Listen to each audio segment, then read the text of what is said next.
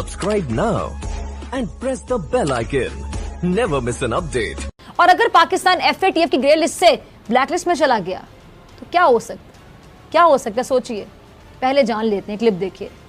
पाकिस्तान अगर black list में चला जाता है, माशी बदहाली जो सैंक्शंस पाकिस्तान पर लागू की जाएंगी, पाकिस्तान में महंगाई का तूफान बरपा होगा और पाकिस्तान में सरमायाकारी को जक लगेगी और पाकिस्तान में जो बेरोजगारी का जिन बोतल से बाहर आएगा वो कम से कम हिंदुस्तानी जो साजिशी अनासिर हैं वो उससे पूरी तरह बाखबर हैं और यही उनकी कोशिश है कि पाकिस्तान को ब्लैक लिस्ट में धकेला जाए। पाकिस्तान FATF की ब्लैक लिस्ट से बचने और ग्रे लिस्ट से निकलने के लिए भरपूर कोशिश कर रहे हैं। पाकिस्तान FATF की ग्रे लिस्ट में मौजूद है, क्यों है? पाकिस्तान को FATF की ग्रे लिस्ट में पहुंचाने का सेहरा किसके साथ जाएगा? कोई ये जिम्मेदारी कबूल करने को तैयार ही नहीं है। कोई एक खुदा का बंदा ये बताने को तैयार नहीं है कि पाकिस्तान को ग्रे लिस्ट और ब्लैक लिस्ट में पहुंचाने वाले आखिर हैं कौन। आज पाकिस्तान के लिए बहुत ज़रूरी है कि वो FATF की ग्रे लिस्ट से बाहर आ जाए। अब इसके लिए FATF ने पाकिस्तान को कानून साजी की भी हिदायत की। अब ये कानून साजी थी एक कौमी मामला, ये कानून साजी इस मुल्क के लिए ज़रूरी थी, ये कानून साजी इस मुल्क के अवाम के लिए ज़रूरी थी। इस कानून साजी से ना हुकूमत को कोई ख़ास फ़ायदा होना था और ना ही ऑपोजिशन को। इसका फ़ायदा अगर होना था तो किसको?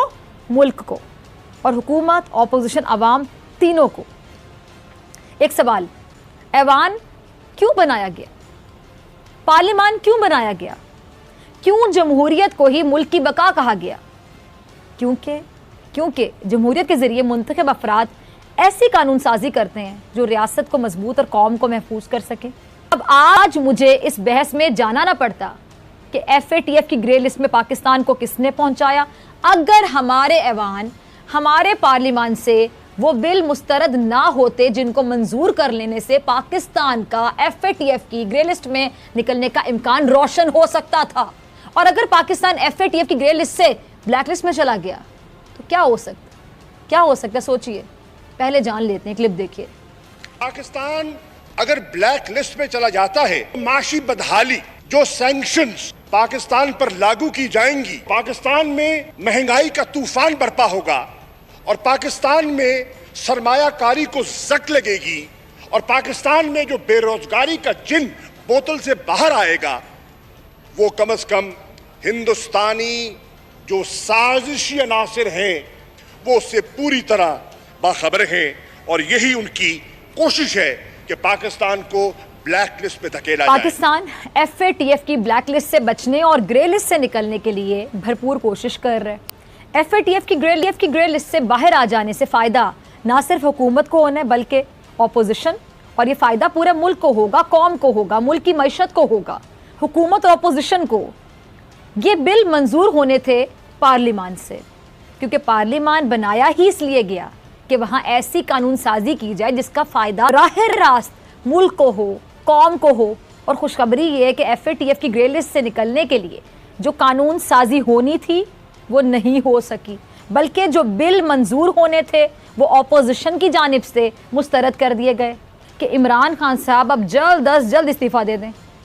अब ये तो ऑपोजिशन के लिए आप समझ लें कि सियासी तौर पर एक प्लस पॉइंट साबित होगा, लेकिन अफसोस इस बात का कि इस मुल्क की सियासत में कोई जीते ना जीते, मुल्क और कौम ज़रूर हार जाते हैं, क्योंकि हमारे माशरे में ऐसे ही चलते हैं। सब पानी नलकों में नहीं है, सड़कों पर है, और बिजली भी तारों में नहीं बल्कि सड़कों पर दौड़ती हुई नज़र आती है। अब ये सिंपल सा सवाल है कि पानी को नलकों में और बिजली को तारों में वापस कब तक लाएंगे? मजीद 12-13 साल दरकार है आपको।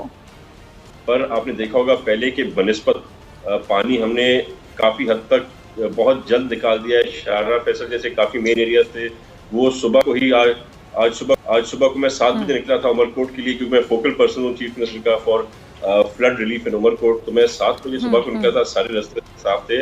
पर ऑफ कोर्स इश्यूज हैं और वो इश्यूज सॉल्व नहीं होंगे हमारे नाले साफ करने से। पहले कहते थे पीपल्स पार्टी नाले नहीं साफ करी तो आप ये NDMA को दे दो। NDMA ने आके भी हमारे साथ नाले साफ किए।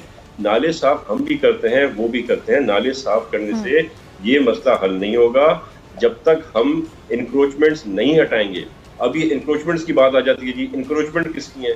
तो इंक्रोचमेंट तो उन्हीं की है जो सारी कराची में बत्ताखोरी करते रहे, बोरीबंद लाशें लोगों के घरों पे भेजते रहे, उन्हीं के इंक्रोचमेंट्स हैं। 30-35 साल से ये पार्टी जो है सो अलग अलग गवर्नमेंट्स में इक्तदार में रही है, और इसीलिए हमने अब कमेटी फॉर्म करने भी एग्री किया। तालपुर साहब, सूबाई हुकूमत तो आप लोगों की रही ना, तो आप लोगों ने क्यों ना रोका? ये माफिया था क्या जिनको आप लोग रोक ना सके? आप इतने बेबस क्यों रहे इस माफिया के आगे?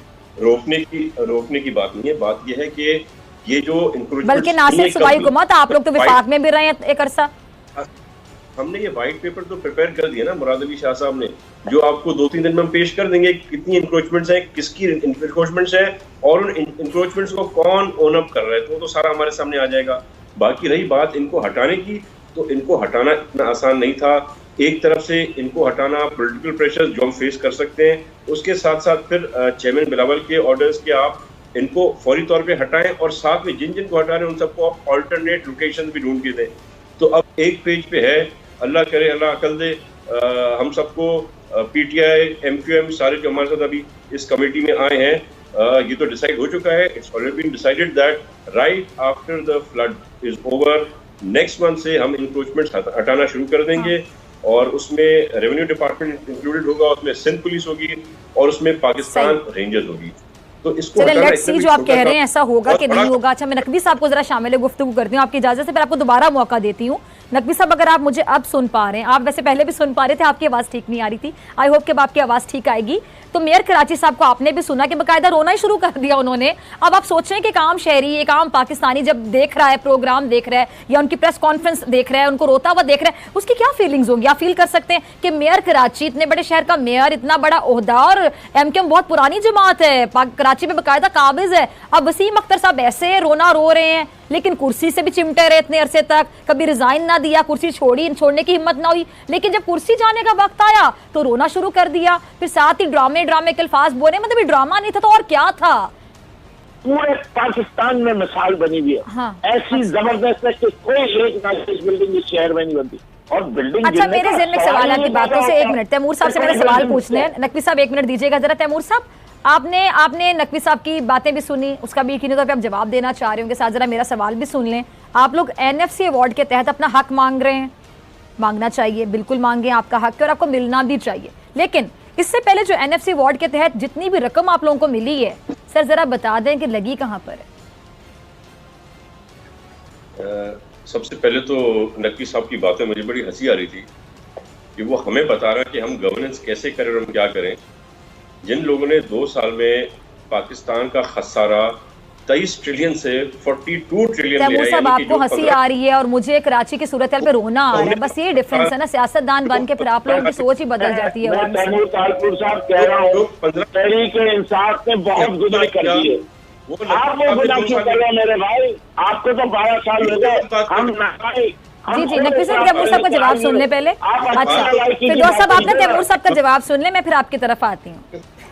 जी नकवी साहब जरा सब्र रखें जी, थैंक यू वेरी मच। जी जी तो जिन लोगों ने नकवी साहब आप सुनिएगा प्लीज, मैं फिर आपकी तरफ आती हूँ। जिन लोगों ने डॉलर की प्राइस कहाँ पहुंचा दी, पेट्रोल की प्राइस कहाँ पहुंचा दी, जिन्होंने दवाइयों की प्राइस कहाँ पहुंचा दी, आटे की प्राइस क्या थी नवाज शरीफ के टाइम पे और पाकिस्तान पीपल्स पार्टी के टाइम पे, आज आटे की प्राइस क्या है, चीनी की प्राइस क्या थी उस वक्त पे, आज क्या है चीनी की प्राइस। तो ये इनको बात ये जो है ना सूट नहीं करती, इन पे ये बात रचती नहीं है कि ये हमें क्रिटिसाइज करें। बाकी आपका क्या सवाल था? जी मेरा सवाल NFC अवार्ड के हवाले से था कि जो पहले रकम मिली थी वो लगी कहाँ पर तैमूर तालपुर साहब? अल्हम्दुलिल्लाह डॉक्टर साहिबा, कराची के जो अस्पताल हैं वो they are the best hospitals in Pakistan, और अकॉर्डिंग टू द स्टेटिस्टिक्स 60% जो लोग इलाज कराते हैं सिंध के अस्पतालों से, कराची के अस्पतालों से, वो गंबट के अस्पतालों से, वो are not Sindhis, not living in Sindh, वो पाकिस्तान के बाकी शहरी हैं, पंजाब से आते हैं। हर प्रोग्राम में फिर ऐसी बातें शुरू करते थे, मुझे फिर पूछना पड़ जाता है, जरा 5 हॉस्पिटल्स के नाम बता दें जो बेस्ट हैं आपकी नजर में। NICVD is very famous world wide, हमारा NICH इज नोन एवरीवेयर, उसकी तारीफ हो रही है। अच्छा नकवी साहब सुनते जाइए, इसके जवाब आपसे लूंगी जी। ठीक है, गंबट के अंदर आगे दैट इज नाउन इंस्टीट्यूट, हमारा जो किडनी का है अपना, दैट इज नोन एवरीवेयर, उसकी तारीफें हो रही हैं, हर सूबे में से कर रही हैं। आज अगर आप कंपेयर करेंगे उसको with any other medical store तो सब आके मानते हैं ना। आप कभी डॉक्टर साहबा कराची आए, let me show you around. हमारे जो रास्तों की हालत होती थी कराची के, जितने फ्लाईओवर्स बने हैं पिछले 4 साल अभी तो मैं आऊंगी तो मुझे पानी ही पानी नजर आएगा, वहां तक पहुंचूंगी कैसे? Subscribe now and press the bell icon. Never miss an update.